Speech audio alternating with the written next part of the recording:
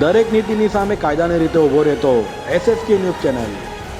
એસીબીના toll free number પર કરાયેલી ફરિયાદના આધારે એસીબીની ટીમે સુરતમાં છટકું ગોઠવી ટ્રાફિકના એએસઆઈ અને વચેટિયાને 1 લાખની લાંચ લેતા ઝડપી પાડ્યા હતા। સુરતમાં વધી રહેલા ભ્રષ્ટાચાર વચ્ચે એક એએસઆઈ સહિત 2 ને 1 લાખની લાંચ લેતા એન્ટી કરપ્શન બ્યુરોની ટીમે ઝડપી પાડ્યા છે। વાત એમ છે કે ગુજરાત એસીબીના ટોલ ફ્રી નંબર 1064 પર ફરિયાદ કરાઈ હતી કે સુરતના રિજિયન 2 ના એસઆઈએ વચેટિયા મારફતે ટેમ્પો દીઠ મહિને 1000 લેખે 100 ટેમ્પોના 1 લાખની લાંચની માંગણી કરી હતી। જે ફરિયાદના આધારે એસીબીએ વોચ ગોઠવી ઉધનામાંથી વચેટિયા સંજય પાટીલને 1 લાખની લાંચ લેતા ઝડપી પાડ્યા બાદ એએસઆઈ વિજય ચૌધરીને કમેલા દરવાજા પાસેથી ઝડપી પાડ્યો હતો, જેને લઈ ભ્રષ્ટ પોલીસ કર્મચારીઓમાં ફફડાટ જોવા મળ્યો હતો।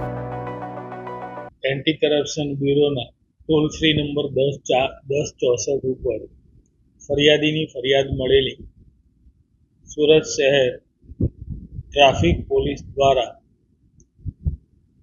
ટેમ્પો દીઠ 1000 રૂપિયા એમ 100 ટેમ્પોના 1000 લેખે લાખ રૂપિયાની લાંચની માગણી થયેલ હોય, જે લાંચની માગણી જે ટ્રાફિક પોલીસના એએસઆઈ વિજય રમણ ચૌધરી તથા સંજય પાટીલ જે એક પ્રજાજન છે, જે પ્રજાજન લાંચની રકમ સ્વીકારતા રેડ હેન્ડ પકડાયેલા અને એ વિજય સાથે તેમનું મેળાપીપણું હતું।